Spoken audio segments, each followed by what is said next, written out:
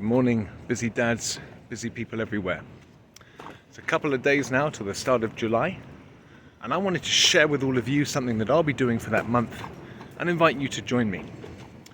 So simply put, July for the busy dad will be sugar-free July. What that means is that I'll be avoiding refined sugars for the month of July. Fruit is fair game, but anything with refined sugars in it, chocolate, cake, candy, soda, alcohol, sugar in your coffee, that kind of thing, it's off the menu for the month of July.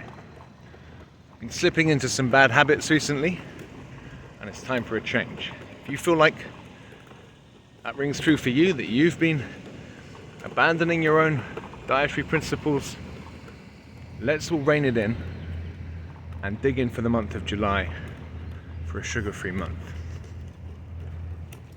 There are incredible benefits to taking 30 days away from sugar. You effectively reset your gut microbiome, which means that after those 30 days, even if you reintroduce a little bit of sugar into your diet, you won't be dying of sugar cravings. So that's one thing.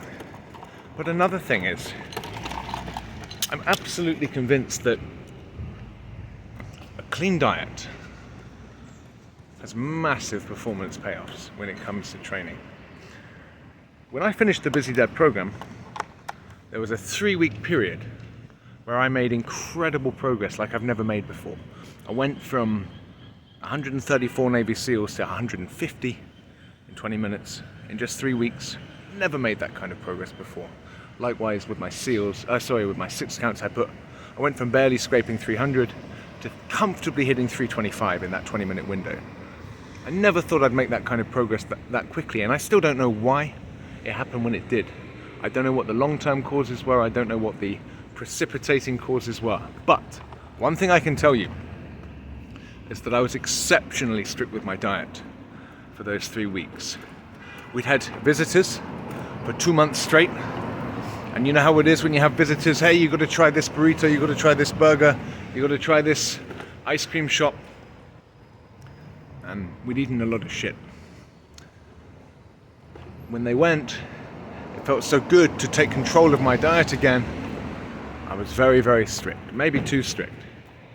Maybe that's why recently I've been falling back into bad habits, but I really, really believe that dietary strictness was part of my training success. So if you're hitting a plateau in your training, try this out. I can also testify to the incredible difference it makes to your energy levels throughout the day, not to have the crashes that you can get as a result of excessive sugar consumption. And the final thing I want to say to you, my friends, the thing that's going through my mind as I embark on this, is that there is inherent value in depriving yourself of something that you want. And I'm not saying that as a masochist, but I'm saying that as somebody who believes in, or is interested in self-improvement.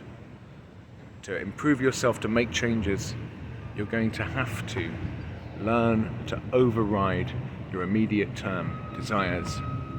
And I really believe that there's truth to the idea that willpower is a muscle that you train, and that you train it in one domain, you can carry over those results into another domain. And so even if cutting out sugar had no benefits for training, for energy levels, for health, I would think that there will be value in doing it just for training that willpower muscle. So think ahead to the month of July. Visualize what those 31 days are going to look like, and commit and see how you feel. Study yourself. We can decide whether we want to make any longer term changes when the month is up, but let's at least do this month. The Busy Dad, Sugar-Free July. Join me.